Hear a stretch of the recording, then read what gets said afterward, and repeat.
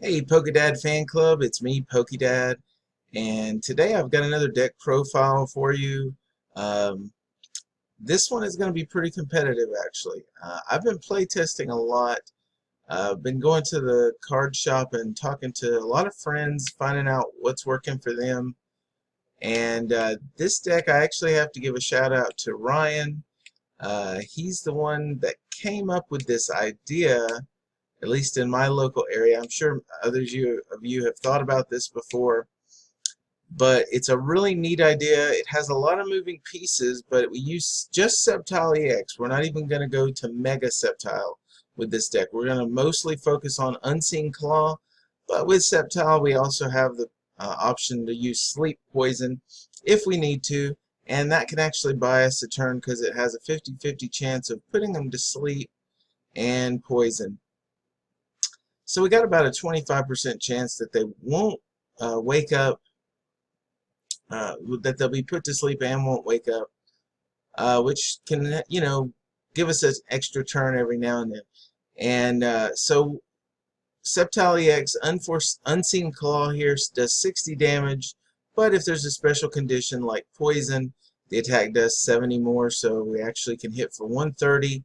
Throw on a muscle band, we're hitting for 150. Poison 160, and then poison back to my turn. It's 170, knocking out a lot of EXs, and we can also knock out 180 EXs, but it's can be a one-hit knockout, but it's usually hitting them a couple times. But we have a couple things to help us here. Alright, the first thing we have Ariados, Poisonous Nest. Now this right here really is very helpful. It's kind of like the new hypnotoxic laser, kind of, if you think of it. Unfortunately, we don't have Burbank City to make the damage counters go higher, but in a way, it's actually better than laser because you're going to poison every single turn. Now, you're not going to put to sleep like a laser would, but at least being able to poison every single turn, that's 10 damage you're going to do to your opponent every time, unless of course they're playing grass. But the big thing with Poisonous Nest is to help us get this Unseen Claw attack going stronger. So 60 plus the poison is 130, and so that's what Ariados is for. Really strong deck here, but we even make it stronger by using a 3/3 line of Vileplume. Alright, now Vileplume has irritating pollen, so each player can't play any item cards from his or her hand. And Ryan was playing the just Sceptile Ariados, but he was having a lot of struggle, especially with like a stage 1 deck, like a Raichu deck that adds Flareon in. And a lot of those decks are very item heavy, so he was like, I want to give myself time. And Vileplume is that one piece that can really put this all together, because Vileplume is not going to allow you or your opponent to play any item cards. But we're building our deck so that really the only item cards we have are to get us the Vileplume out as quickly as possible and Muscle Band. Those are the only item cards we really play. Everything else is supporter based. Alright, so we want to get Vileplume out, and we want to get it out with turn 1 if at all possible. Now it doesn't always happen with this deck. We have a lot of grass, we have a lot of evolutions, but generally speaking we can get it out turn 1, turn 2. Alright, we also play 2 Shamans. This helps us set up even faster. This can help us get the turn 1, and pretty much, since the strategy is very simple, attach 2 grass to Sceptile, slap a muscle band on them, get Ariados out with Poisonous Nest, and then hit with Unseen Claw. That's the strategy, and it's very simple. Everything else is pretty much designated to help us get that Vileplume out. So we play 4 Acrobikes. Now Acrobike's going to let us look at the top 2 cards of our deck, put one of them in our hand, and then we get to discard the other. So Acrobike, very useful here. Helps us to draw through the deck very, very quickly. 2 level balls. This will help us grab an Oddish or a Gloom. 3 Trainer's Medals, which will help us to draw into our Acrobikes balls or our supporter line, possibly a muscle band. 3 Ultra Balls. This can either help us, we have to discard 2 cards and then we get to search for any Pokemon we want. This can be Shaman, or it can be Vileplume, or Sceptile if we need it. But generally speaking, we're going to go for Shaman with this. Discard 2 cards, grab Shaman so we can draw some more. Alright. And then that's it. So those are our item cards, except for the 3 muscle bands, which strengthen our attack a little bit. In fact, one thing I should have pointed out is with a muscle band, we can hit Sleep Poison for 30. So we attach Sleep Poison, gives us 30. And then the second turn, if we can poison them with Ariados, Unseen Claw will hit for 130, 150, so 30 plus 150 is 180, and that doesn't even include the poison. So we can even hit the 180 mark as we're kind of charging Sceptile up, assuming that we don't get a one-hit KO against him. Alright, so that's the muscle bands. Let's look at the supporter line, and we'll look at our stadium and energy, and then we'll be done. Alright, so we're playing 4 Sycamores. This is just typical. We want to get through this deck quickly. However, there are times where we have to be... So, anyway, Sycamore, discard your hand, draw 7 cards. So you're going to discard resources to use Sycamore. But there are some times where we just need him. Now, with Vileplume, we have a lot of redundancies. We only need 1 Vileplume out, and usually that's all you're going to get out. There might be a time where you get a second one out if the opponent Lysanders yours up and then takes it out. But for the most part, your bench is going to be so full that you're only going to want 1 Vileplume out anyway. So we can discard a couple resources. We're playing 4 Sceptiles. We're probably not going to need more than 3. We do run a 2/2 line of Spinner, Ariados. That's probably the line we want to be most careful about. However, sometimes we just have resources we can't throw away, and we're trying to... The thing about Vileplume is we're trying to build a puzzle here. We need 3 pieces and a stadium, or 4 pieces, to kind of get it to work all together. And sometimes we might have this one and this one, but we don't have these 2. Or we might have these first 2, but we can't evolve because we don't have this one. Or we might even have all 3, but we can't evolve because of this. So this is why I play Tierno, and I know a lot of people are saying, "Oh, why Tierno? You're only going to draw 3." But look, if I have a hand of 10 cards, okay, A, I don't want to play Sycamore and lose all 10 of those cards. B, I don't want to use Shauna or Birch and only get 4 or 5 or even 7 back and still not get the cards I need.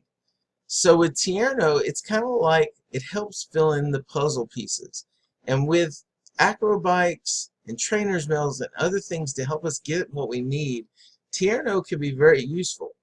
Now, there are some times where we don't want to play Tierno, we'll just play the Sycamore. But if you have Tierno and you just need one more piece to the puzzle, give it a shot. You're bound to draw into something that will help you.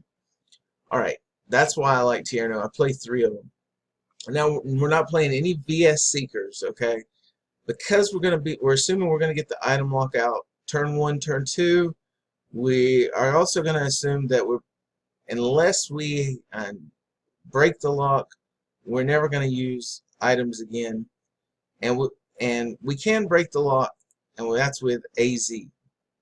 Now, a couple things about AZ. This is one of the most important cards. I used to play a 2 of, I then bumped it up to a 3 of, and now I have moved it to a 4 of, okay, because it's just very, very important that we have an AZ available if we ever need it in this deck. AZ is going to be played for 3 reasons, okay? It has 3 purposes in this deck.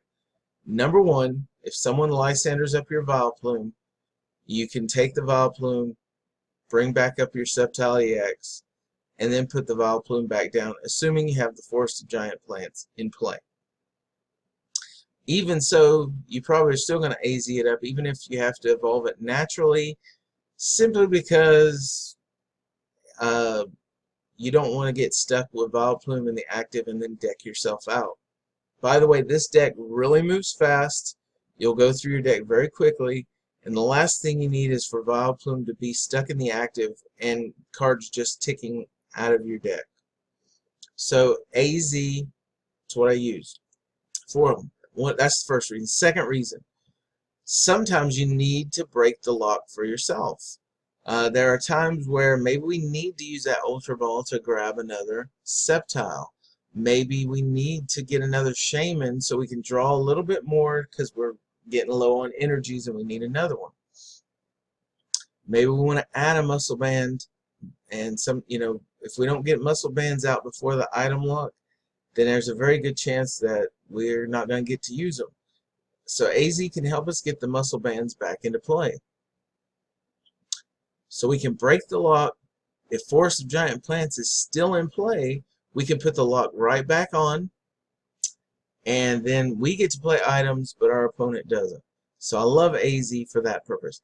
And then finally, if we're lacking a draw support or we get stuck, but we have a Shaman in play, we can use AZ to grab Shaman and play it back down. Or if we don't want it to get Lysandered, we can grab the Shaman so that they can't get 2 easy prize cards off of it. So there's AZ. We played 4 of those. I know some of you are probably thinking that's way too many, but I would rather be safe than sorry. There's too many times where I've decked out because Vileplume got stuck in the active, and I just either didn't have the time as far as energy-wise to put it on, or I ran out of energy. So 4 AZs, guys. Alright, finally we play 3 Lysander. Now normally I wouldn't play 3, but that's because I'd also have a bunch of VS Seekers, so I could always grab them when I need them. But the truth is, there's going to be times where you're going to either have to Ultra Ball one away, Sycamore one away. This gives you a chance to have it in the end game when you need it to pick up that one Pokemon to finish off a Shaman for game or whatever. So Lysander would play 3 of them. You could even bump this up to 4 if you wanted to. You might take out an Acrobike. Acrobites can be kind of aggressive and they can be a double-edged sword. So if you don't feel as comfortable using Acrobite, then you can put in other draw support. You could put Tierno. You could, if you really hate Acrobite, you could just put 4 unknowns in place of the Acrobite. Then you wouldn't necessarily be discarding stuff. Alright, and then finally, we got 3 Forest of Giant Plants. Obviously, that makes sense. We want to get Vileplume in play as soon as possible. And also, it helps us to evolve Ariados so that we can begin poisoning turn 1. And so we have Forest of Giant Plants. I play only 9 energies. And really, think about it, we only need 2 for Sceptile. And we've got 4 Sceptiles, so here's 8. Every now and then you might have to play something else. We don't have a really great answer for Regice or Beautifly. So we may have to bring Ariados up, but it's not going to last in a fight. Really, the idea here is we want to try to lock our opponents so that they can't get those other things going as quickly. Of course, Beautifly may be a tough match for us. It might be an auto loss, but that actually leads me to another thing. You could play around with this deck list. I have played with a couple mill tanks. You could play around with it, put a couple mill tanks in. That at least gives you an alternative attacker. So anyway, but this is a good baseline for you. I hope you enjoy. I'll be playing this tomorrow on Tuesday Night Fights. So hit like, subscribe, and give me your comments below. Tell me what you think. We'll talk to you later, and have a good day. Bye.